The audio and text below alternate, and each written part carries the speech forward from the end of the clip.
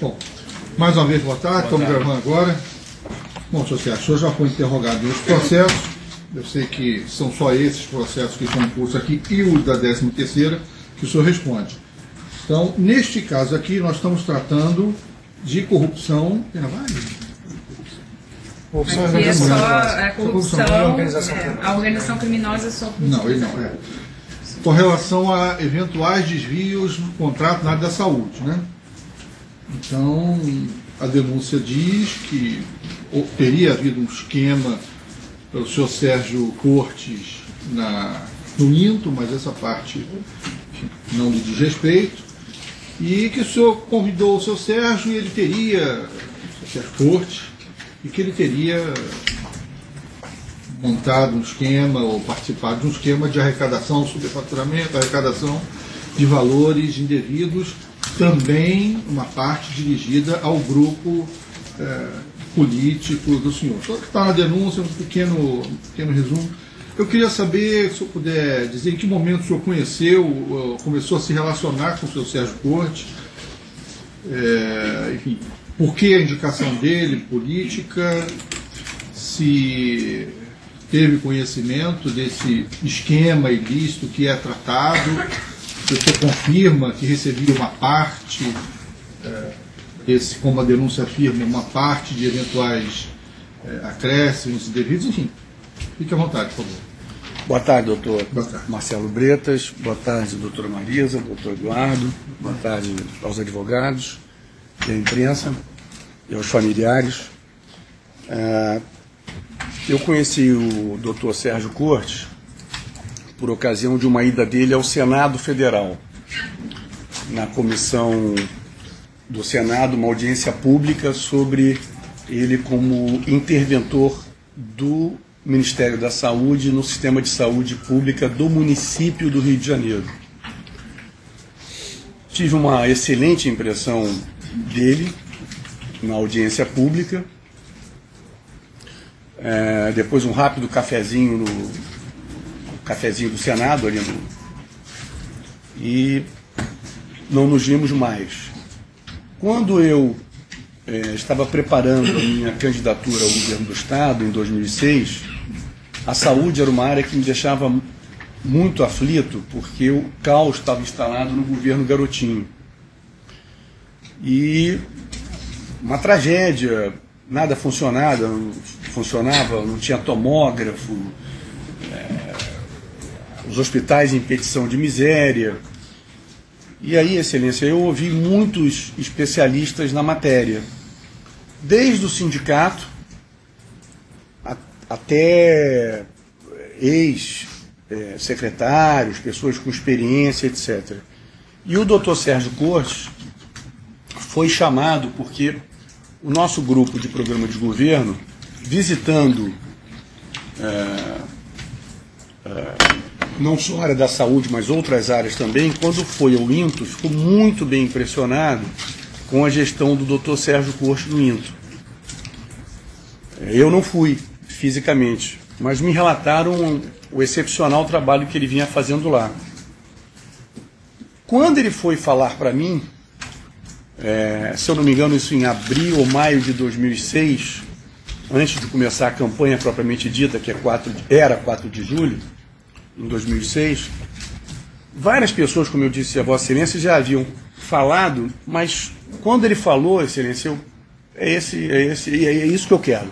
É essa concepção de saúde, pensar fora dessa mesmice que está levando ao caos da saúde pública no estado do Rio de Janeiro. E assim que ganhei, o chamei e o convidei. Então a nossa intimidade era nenhuma, a nossa relação era muito superficial. Nessa altura o senhor conhecia o senhor Miguel Skin, o sócio dele? Não. Aí o chamei e me lembro, Excelência, uma coisa que me incomodava muito, e lancei logo como desafio para ele, é que entre o posto de saúde, que funciona de segunda a sexta, de 8 da manhã e 5 da tarde, e a emergência do hospital, não havia nada para o cidadão. E eu tinha um sonho de criar um serviço 24 horas. E ele, em menos de 20 dias, falou: entendi o que você quer, governador, e me trouxe a proposta das unidades de pronto atendimento de 24 horas. Doutor Marcelo, aquilo me causou assim, uma emoção muito grande, porque eu, em 96, fui candidato a prefeito, eu perdi no segundo turno para o prefeito Conde. E na minha campanha eleitoral, se o senhor levantar, o meu mote de campanha eram os chamados postos de saúde 24 horas. Só que o doutor Sérgio Corte, com a competência dele, a equipe que ele levou para trabalhar, ele pegou daquela ideia minha, de um leigo, e converteu num conceito de atendimento espetacular. E a gente começou a reparar que a cada UPA 24 horas que se abria, você verificava que eram pessoas que não estavam nem lá nem cá, quer dizer, pessoas que precisavam de fato desse tipo de atendimento. Por exemplo, a maior parte da população não tem plano de saúde. Então, às 2 da manhã, uma criança com febre vai para uma emergência de um hospital. E essa emergência, o médico tem que dar atenção ao baleado, ao infartado. Então, na UPA, nós criamos a sala verde, a sala amarela e a sala vermelha. Inclusive com UTI. Excelência, nós atendemos de 2007 a 2014, eu ouso dizer, em torno de 30 milhões de pessoas. Quer dizer, a população do Estado são 16 milhões. Quase o dobro da população do Estado, até 2014. A taxa de óbito menor do que 1%. As crianças, uma grande maioria atendida. Então, eu vi o Sérgio realizar muito. Eu tenho dito sempre aqui, todo mundo que vem aqui elogia muito a competência dele. Um grande gestor. Existe até a possibilidade de um convênio com o Estado para implementarmos um atendimento médico a partir de uma concepção dele. Enfim, isso ninguém nega. Né? Mas o importante aqui é o seguinte: não foi a partir do seu início do seu governo, 2007, que o senhor estreitou mais o relacionamento com ele, e até então o senhor não conhecia Miguel Chiquinha? Não conhecia. E aí nós começamos a fazer muitas coisas, né? Por exemplo, os prédios inacabados, um hospital em São João de Meriti, que a Rosinha Garotinho deixou largado, não se sabia bem o que ia fazer. Nós fizemos um hospital da mulher, que tem o maior número de UTI neonatais do Brasil, não é? E toda a gravidez de risco no Estado, em qualquer lugar de Varriçai a Paraty, a mulher, gravidez de risco, ia para esse hospital da mãe, hospital da mulher, perdão, que eu dei até o nome de Eloneide Studart, em São João de Meriti. Pegamos um outro prédio em Paraíba do Sul, inacabado também pela prefeitura, cujo conceito era um hospital geral que não ia dar em nada, e fizemos o hospital Dona Lindu, em homenagem ao presidente Lula, de traumatortopedia, que acabou produzindo, foi a maior produção de cirurgias de quadril do Brasil. Pegamos um prédio que era o antigo INTO e fizemos um Instituto do Cérebro, que o Dr. Paulo Niemeyer conduz. Para você ter uma ideia, uma coisa que não é prosaica, é séria, muito séria, que as pessoas hoje se dão conta da seriedade do que isso representa. Cirurgias bariátricas, doutor Marcelo. O Rio fazia 16 por ano, no setor público eu me refiro, abrindo o peito da pessoa. Nós pegamos o Carlos Chagas, que é um hospital antigo, em Marechal Hermes, e convertemos ele num centro de cirurgia bariátrica. Já fizemos mais de 2.000 cirurgias bariátricas sem nenhum óbito lá. Pegamos o Hospital da Criança, em Vila Valqueire, tudo novo, isso tudo não existia. E hoje tem a maior produção de transplantes pediátricos, talvez do Brasil. São coisas que a gente fez olhando de verdade as pessoas. Perfeito. Deixa eu interromper, deixei o senhor fazer uma explanação, mas deixa eu tocar 10 horas. Calma, eu estou lá embaixo, Marcelo, eu estou sabendo, o senhor tem direito de falar e ouvir e tal, mas eu queria perguntar especificamente Novamente, a partir daquelas anotações do senhor Bezerra, do senhor Carlos Bezerra, foram identificados alguns valores que foram recebidos ou recolhidos na empresa do senhor Miguel Skin. Não sei se é Miguel Skin, alguma coisa, lá no Maitá. Enfim, e o Ministério Público identifica assim,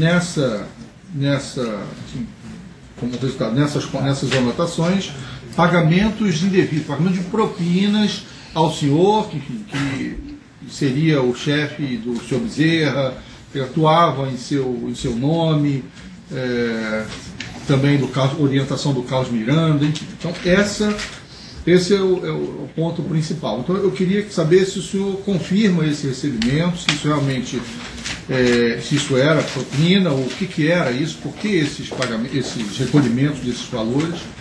Isso é que eu queria que o senhor me explicasse. Perfeito, doutor Marcelo. Como eu disse ao senhor, eu não conhecia o Miguel Skin até me eleger governador. Quando da campanha de 2008, não sei em que período, se pré-campanha 2007, 2008, eu comentei com o Sérgio, doutor Sérgio Costa, falei: Sérgio, você tem algum empresário para nos ajudar na campanha? Avizinhava-se a campanha municipal no estado inteiro, nos 92 municípios, eu já como governador. Ele falou: vou te apresentar um empresário que é meu amigo. E aí me apresentou o Miguel Skin. Acabou não acontecendo nada, tivemos uma relação, um encontro mais social, institucional, não aconteceu nada. Em 2010 também não houve nenhum tipo de apoio do Dr. Miguel Skin à minha campanha, à minha reeleição. Então nunca houve nenhum tipo de dinheiro entre mim e ele. Você não pediu e não mesmo. Em 2010, houve um fato que eu voltei a falar com ele de política, mas não por minha causa. É uma história de bastidores, né? Uma vez a presidente Dilma me ligou para minha casa dizendo que queria que o Sérgio Cortes fosse ministro da Saúde. Eu falei: presidente, a senhora vai me tirar um secretário que nós temos ainda uma linha de produção de investimentos. Por exemplo, o centro de transplante, que hoje o Rio de Janeiro é um dos 3, não sei se continua, mas era um dos 3 primeiros, era o Lanterna. Então estava se implantando o centro de transplantes. O tomógrafo móvel, nós criamos um caminhão que rodou o estado inteiro, a ressonância magnética móvel, o mamógrafo móvel computadorizado para mulher, rodando o estado inteiro. Tudo estava tudo sendo implementado. Eu falei: o meu presidente, ela eleita e não empossada. Aí, você pode vir aqui a Brasília e tal. Eu fui a Brasília para uma reunião na Granja do Torto com o ministro Palocci, o então futuro ministro, né? Com ela, eu acho que estava a Helena Chagas também, e a presidenta Dilma, e aí o Gilles, que é o chefe de gabinete dela, o Gilles. E aí conversamos sobre essa história da possibilidade do ministério. Eu falei: presidente, só tem um problema. O PMDB tem 6 ministérios no governo do presidente Lula. O Sérgio, para ir, ele tem que ir nas mesmas condições que ele veio para o meu governo, quer dizer, totalmente blindado, sem interferência política. Eu não nomeei ninguém na secretaria dele. Foi uma coisa, doutor Marcelo, que nós acabamos no Rio de Janeiro. Os deputados indicavam diretores de hospitais, e aí nós acabamos com isso, acabamos mesmo. E ela disse o seguinte: perdão. E ela disse: não, isso conversa lá com fulano, com Beltrano. Eu falei: olha, presidente, eu vou preferir então. Ela falou: não, diz para a imprensa que ele vai ser e tal. E houve um mal entendido, eu disse. No dia seguinte, eu me lembro que eu inaugurei a UPP dos Macacos, Unidade de Polícia Pacificadora no Morro dos Macacos. E aí a imprensa me perguntou, eu disse: olha, parece que sim. Então, aí depois foi lançado o ministro Padilha, e ele continuou conosco, para a minha felicidade, porque era um excelente secretário. Para mim, o Sérgio Cortes é o maior gestor de saúde pública e privada do Brasil, disparado. E aí, em finalzinho do 10, eu falei, Sérgio, olha, isso é um sinal para você, rapaz. Você tem que entrar na vida pública. Você tem que ir para... Essa coisa em você é forte, as pessoas te reconhecem, os prefeitos do interior adoravam ele, mas equipamos, doutor Marcelo. A linha não tem um leito, uma cidade das 92 sem um leito de UTI. Só ter uma ideia, só para ter números, porque eu acho que isso é uma tragédia humana, tinham menos de 180 leitos de UTI no Rio de Janeiro quando nós assumimos na rede estadual. Nós botamos para 1000 leitos de UTI. Então ele era bem visto. Bem visto. Tinha eu falei, eu tinha uma oportunidade possibilidade de palanque para fazer um reconhecimento do seu trabalho. Aí eu falei, olha, Sérgio, eu acho que você devia pensar nisso e tudo. Miguel é seu amigo, vocês conversam e tal, mas eu não tratei desse assunto. Chegou em 12, ele falou, governador, negócio de prefeitura e vereadores, eu não quero adiar isso. Tem muita coisa aqui na secretaria para fazer.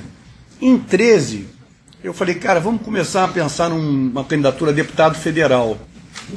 Mas ele, ao final, nós nos tornamos muito amigos, a Verônica, a Adriana, as mulheres, eu e o Sérgio, e acho até que Verônica, que está aqui, foi muito importante em convencê-la a sair da vida pública. Falou para mim, Sérgio, eu não quero mais o meu marido na vida pública. Mas você sabe se ele chegou a angariar algum recurso com o Guilherme, como o senhor sugeriu, falar com... Isso é uma coisa que eu não participei. Mas, em 2013, eu procurei o Miguel Skin para a campanha de 14. Né? Porque nós tínhamos uma dificuldade... Não era do senhor, né?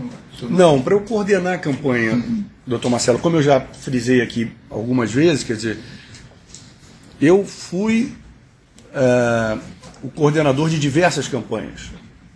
E aí expliquei ao Miguel, olha, Miguel, nós temos aí uma parada dura pela frente, uma eleição majoritária da minha associação, eu vou sair em abril de 14, nós precisamos pagar a pré-campanha, tem muita coisa para ser paga de pré-campanha. Eu não falo isso com nenhum orgulho não, doutor Marcelo. Eu já disse para o senhor, se é uma pessoa que não vai mudar a versão, sou eu, porque essa é a versão verdadeira. Esse é o fato. Eu nunca pedi propina. Sempre pedi apoio à campanha. E aí pedi, nesse caso, ao Skin eu pedi, e ele foi receptivo à ideia, e nos apoiou com alguma coisa em torno de, entre 2013 e 2014, alguma coisa em torno de 3 milhões de reais, sendo que 2 milhões e meio de reais em Caixa 2, que ele se sentia mais à vontade, e 500 mil reais para um dos partidos políticos que fazia parte, né, com outros faziam parte da nossa grande coligação para a eleição da minha associação. O senhor pediu esse valor ou pediu doação e eles chegaram a esse valor? Eles chegaram a esse valor, nós conversamos de doação. Normalmente é assim que eu fazia, né? Pediu doação? Pedi doação, peço doação à campanha, mas a maior parte dos empresários, doutor Marcelo, pela legislação, pelas exigências, você preferia sempre dar uma parte por dentro ou uma parte por fora. Eu ia perguntar, não foi o senhor que sugeriu isso? Não. Foi uma iniciativa dele. Uma iniciativa dele. Sabe como e aí o Bezerra, fez para conseguir esse dinheiro? Só para esclarecer o senhor, aí o Bezerra e o Carlos Miranda eram pessoas que tratavam de pegar o recurso. Eles não tinham nenhuma... Eles nunca participaram de uma reunião na Secretaria de Saúde, no Palácio Guanabara. Esse combinado que o senhor conversou com o senhor, foi com o Miguel ou com o Gustavo? Isso? Com o Miguel Skin. O Gustavo eu não conhecia, eu fui conhecer na prisão. Tá. Então, isso que o senhor combinou com o senhor Miguel, o senhor passou para Carlos Miranda e dizia exatamente que eles cumpriram. Eles não tinham noção do que era, como é que era, eles não faziam nenhum tipo de... E esse dinheiro, não tem nenhum vínculo... esse que está registrado, essas visitas, exato. Para pegar o dinheiro. Não tem nenhum vínculo, doutor Marcelo, com qualquer tipo de licitação. Se o senhor me perguntar qual foi o faturamento da empresa do Miguel Skin no Estado, eu sinceramente vou lhe dizer, não sei. Dele não tinha mais, não sei.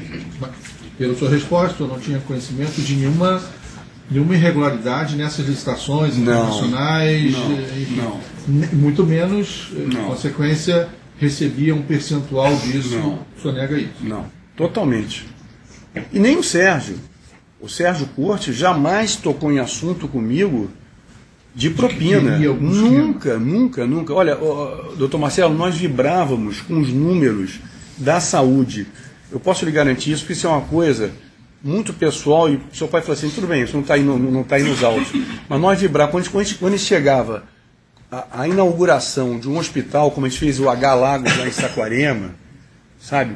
Quando a gente reformou o Adão Pereira Nunes, que era um hospital que caindo aos pedaços, o Albert Schweitzer em Padre Miguel, que agora é municipal, 10 andares, não tinha elevador, 6 andares fechados, nós botamos 100 leitos de UTI. Naquela tragédia de Realengo, que aquele psicopata entrou e matou 12 crianças, adolescentes, nós tivemos ali, doutor Marcelo, no Albert Schweitzer, diversas vidas de jovens sendo salvas, sendo que 2 foram removidos para o Adão Pereira Nunes e um para o Alberto Torres. Você imagina, o Alberto Torres de São Gonçalo, que era um hospital caindo aos pedaços, virou centro de referência de trauma no Brasil.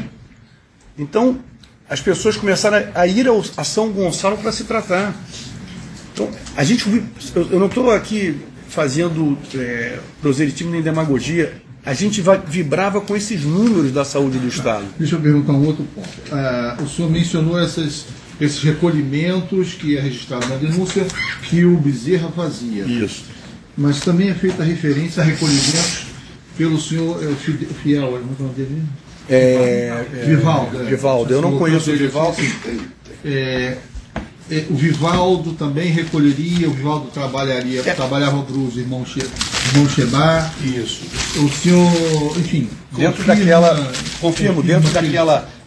linha que eu lhe disse, eu tenho frisado sempre aqui, que os irmãos Chebar jamais cuidaram de recursos meus no exterior, porque eu nunca tive recursos no exterior, a não ser aquela conta de final dos anos 90 e início dos anos 2000. Eles faziam porque eram muitos recursos das campanhas eleitorais. E eu então o senhor também... confirma que esse funcionário empregado do Chebar, dos irmãos Chebar, esse Fiel, Valdo, ele realmente pegava dinheiro lá, que era dirigido ao senhor?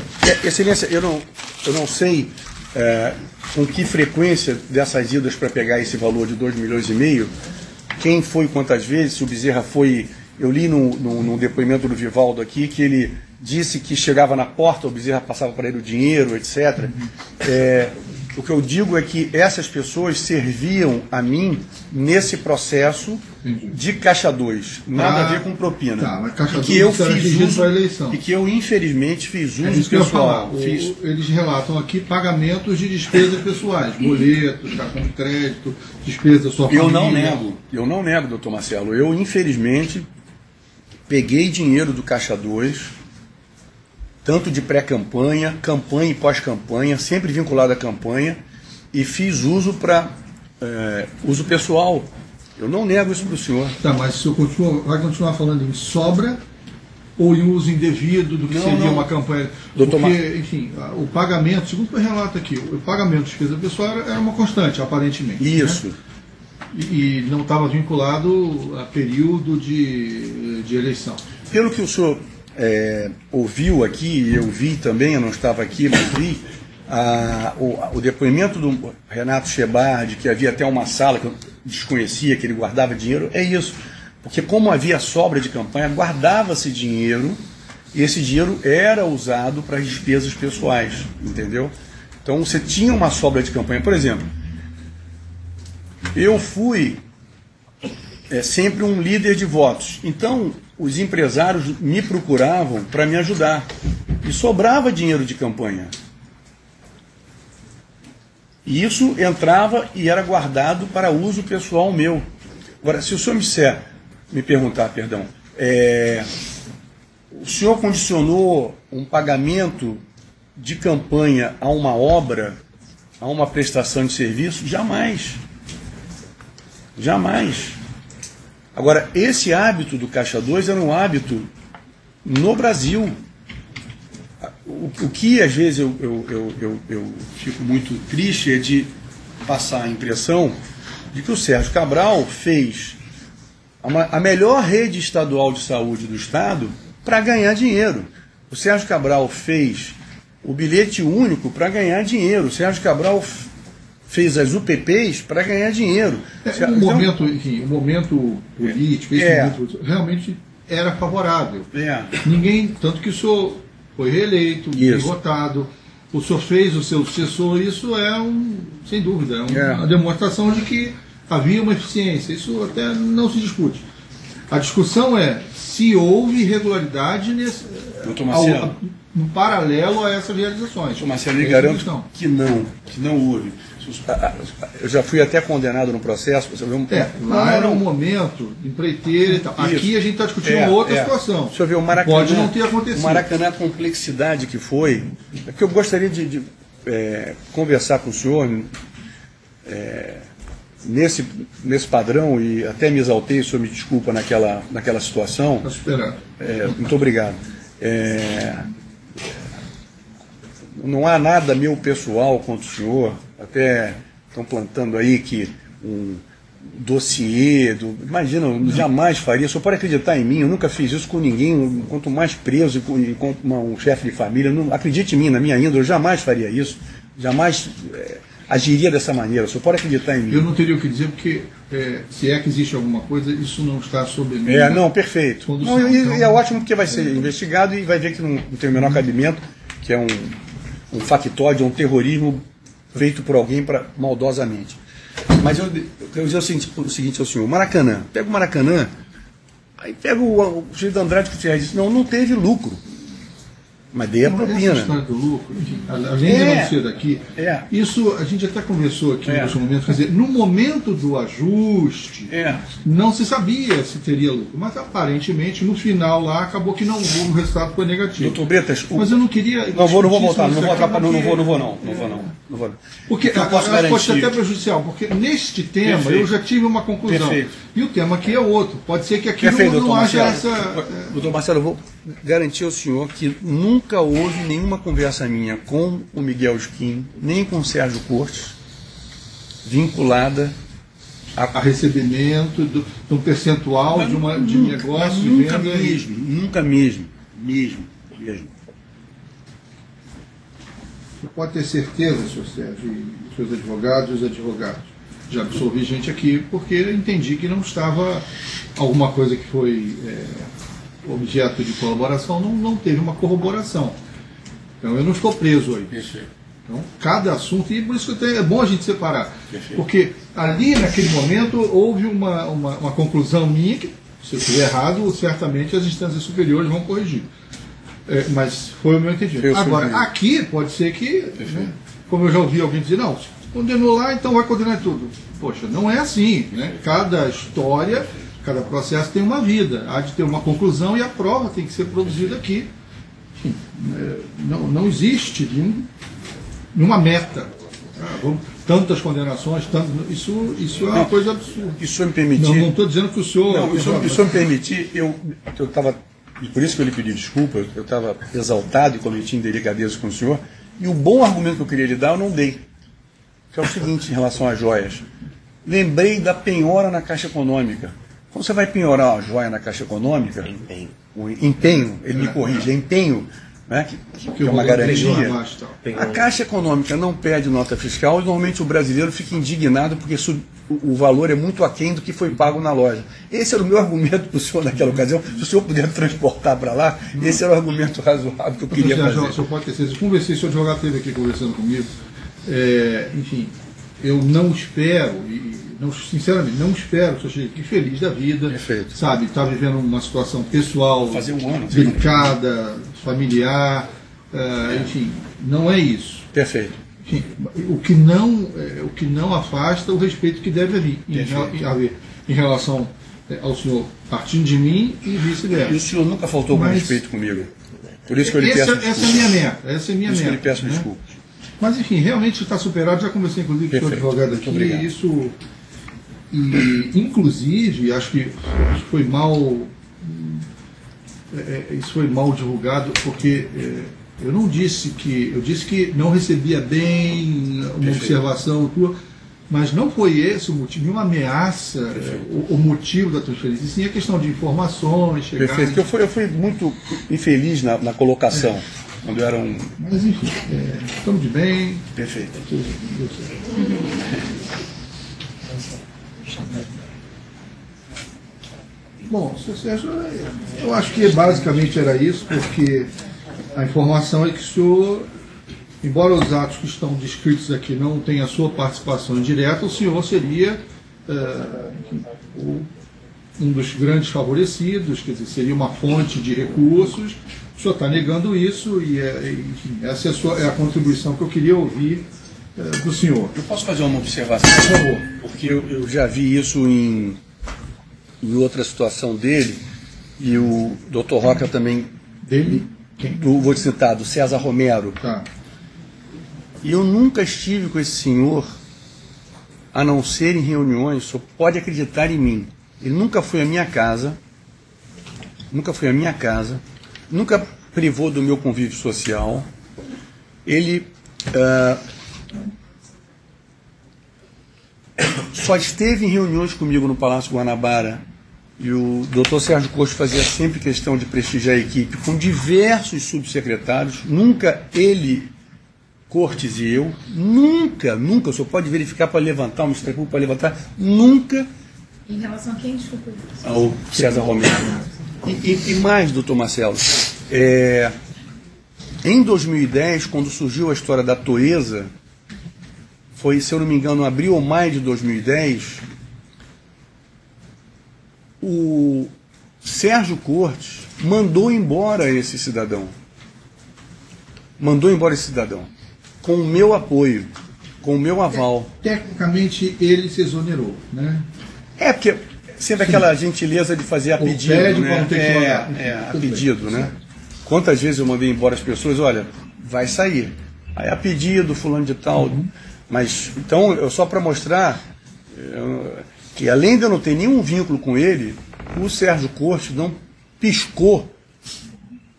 Se fosse alguém que nós tínhamos, ou que o Cortes tivesse algum tipo de vínculo, eu quero dar esse testemunho a bem da verdade. O Cortes não vacilou, não pensou duas vezes em mandá-lo embora.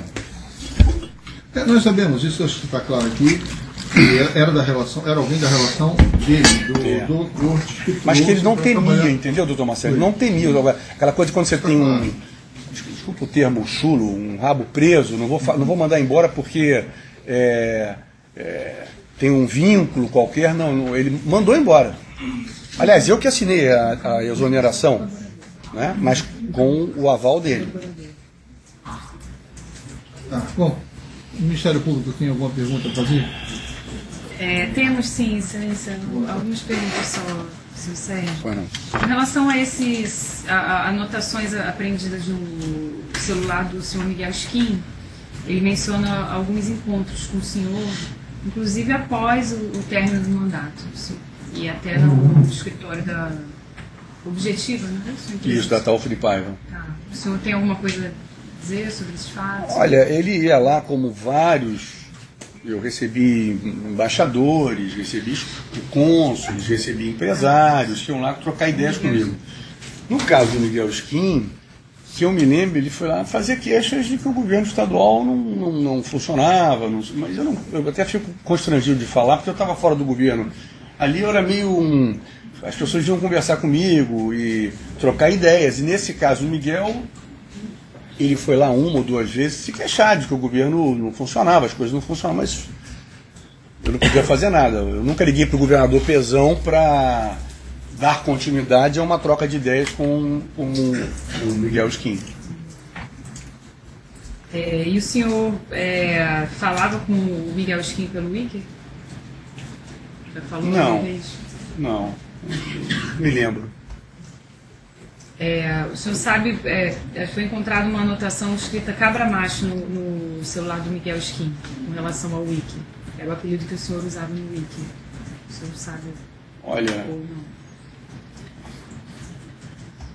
é muita... É se achar muito forte, né? Cabra macho. Não me lembro, não me lembro. Mas esse era o apelido que o senhor utilizava ou não? Eu trocava no Wiki, volta e meia eu trocava. Eu usei o Wiki uma época, depois mudei para o Confide. É o Confide, né? Porque é Confidence, Confide, né? Já... Confide. Qual que era o nome é bem apelido? forte, esse nome Cabra Macho. O senhor já chegou a utilizar em 2014, por aí? Nome forte, não. 2014 não. Não tem nada. Os apelidos de Wicker, eles são realmente bem criativos. Eu não sei qual é o seu. Não tenho. Não, eu não sei. Mas a gente já viu aqui uma série de apelidos, né? Melhor Cabra Macho do que. Eu não sei. Cabra frouxo, né? Eu não sei. Não, mas falando sério, o senhor chegou a utilizar esse apelido ou não? Eu não me lembro, doutor Eduardo, porque Tá, há tanto tempo. Olha, se eu me perguntar o meu número de telefone, não lembro mais. Eu sinceramente não lembro. Sem problema. O Confide é aquele que vai apagando, vai botando e vai apagando, não é? Esse que eu passei a usar. Não é isso? Vai O senhor passando. utilizava esses aplicativos, seja o Wicker ou o Confide, por qual motivo? Porque pelo mesmo motivo que milhões de pessoas usam no mundo. Qual é? Pergunte a elas. Uma delas é o senhor. Só o sucesso do aplicativo, né? Assim, não é ilegal usar. Não é ilegal usar o. Tá na loja da Apple, né? Na loja A suspeita acho melhor até para deixar mais claro. A suspeita é que. o senhor estava querendo fazer alguma coisa ilícita? Para esconder algum não, relacionamento. não. Obviamente não é crime usar o. Eu acho que eu usei essas coisas até depois da saída do governo, porque eu não tinha nem tempo. Eu não tinha nem tempo, mal falava, porque era uma agenda atrás da outra. Para o senhor ter uma ideia, 2014, faltavam 10 dias para sair do governo, 15 dias, botaram fogo nos ônibus, esses bandidos aí, Comando Vermelho, e eu liguei para a presidenta Dilma e nós fomos entrar na Maré, entramos com o exército na Maré. E ocupamos a Maré. Eu tinha 10 dias para ir embora. Reuni todo mundo no Centro Integrado de Comando e Controle, na Cidade Nova, e entramos na Maré. Então eu não tinha tempo, realmente não era uma coisa que eu cuidava disso.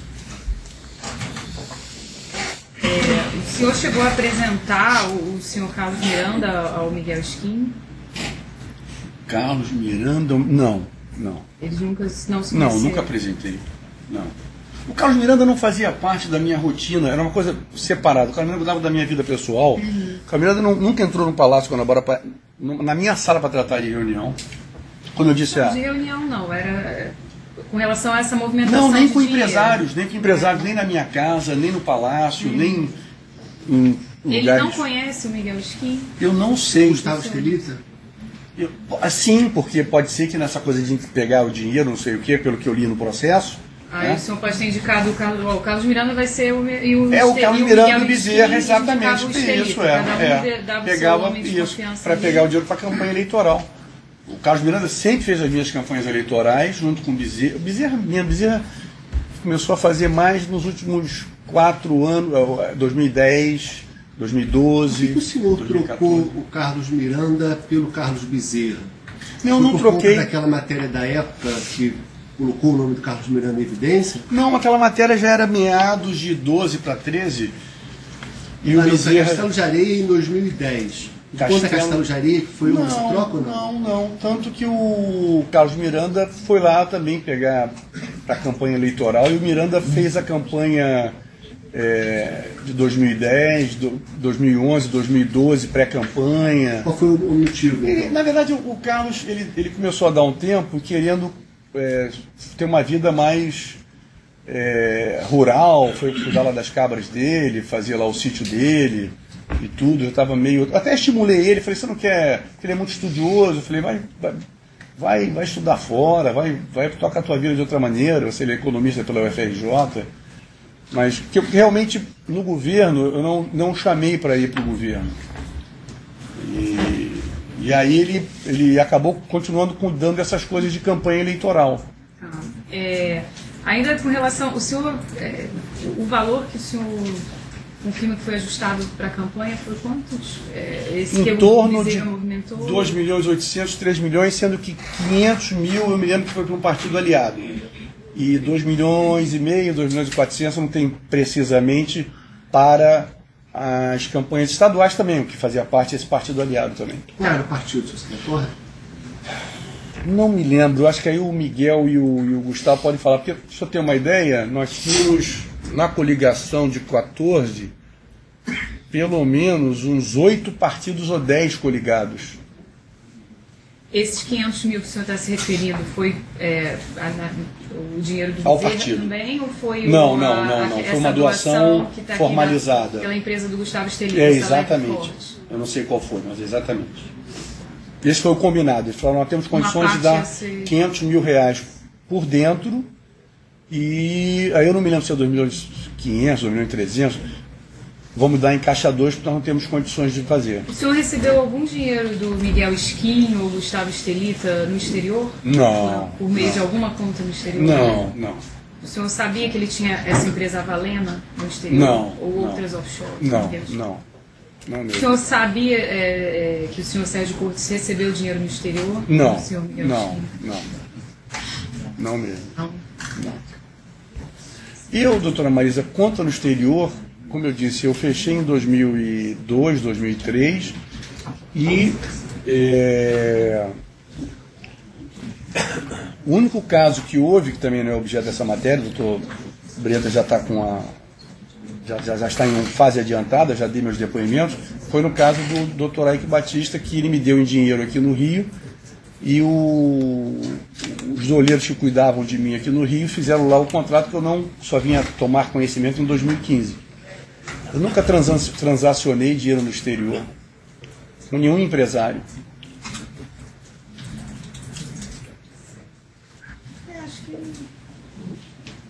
Então?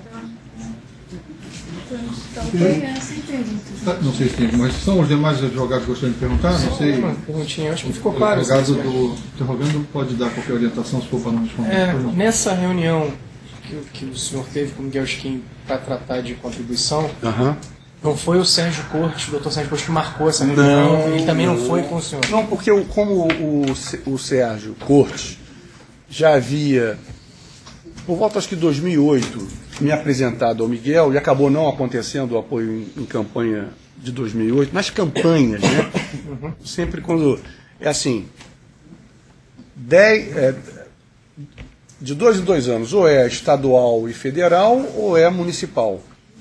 Era municipal, acabou ele não entrando. E aí, em 2010 também não, e em 2011 aquele estímulo que eu dei a ele, no final do 10, depois que o Sérgio ficou sentido com a história do Ministério da Saúde, que era o sonho dele, né? Mas eu ali brequei porque eu disse, Sérgio, você não vai para um ministério na base do tomar lá da cá, então é melhor você continuar onde você está. Excelência. Pois não? Sem mais. Outra defesa, não? O advogado do interrogando quer fazer algum... Sim, só uma, excelência. Só para esclarecimento, basicamente o senhor César Romero narrou e a denúncia encampou esses argumentos de que havia um esquema no INTO que envolvia determinados personagens. Depois ele disse que na Secretaria de Saúde, esse mesmo esquema, inclusive ele disse que com o mesmo modus operandi, ele foi levado até a Secretaria de Saúde. E aí já incluiu o nome do senhor. Eu desconheço isso. Sim, o senhor disse que desconhece. É porque, em princípio, né, por que razão esse César Romero atribuiria isso ao senhor? O senhor tem alguma razão? Eu acho que eu sinceramente acho que é a vingança a mim e ao próprio Cortes pelo fato de ter sido exonerado em 2010. E depois foi condenado, se eu não me engano. Tem 2 condenações, ele falou isso hoje. Ele era um sujeito, assim, sinceramente muito esquisito. Eu achava ele pessoalmente muito esquisito. E nas reuniões ele não falava. Tinha umas subsecretárias excelentes da área finalística que falavam. Tinha uns quadros excelentes, que eu não guardo o nome, mas eram excelentes. O Cortes fazia muita motivação. O Cortes sempre foi muito motivador da equipe. E ele ia lá, entrava mudo e saía calado das reuniões. Eu achava ele estranho. E aí, quando houve a questão dessa coisa da toeza, o Cortes ficou muito indignado, se sentiu muito traído. E eu falei, Cortes, vamos mandar embora. Ele falou, claro, vamos mandar embora agora. Iniciativa do Cortes. Então acho que é uma vingança. Só pode ser vingança. É um sentimento horrível, né? Ok, sem mais perguntas, Celso. Pode encerrar?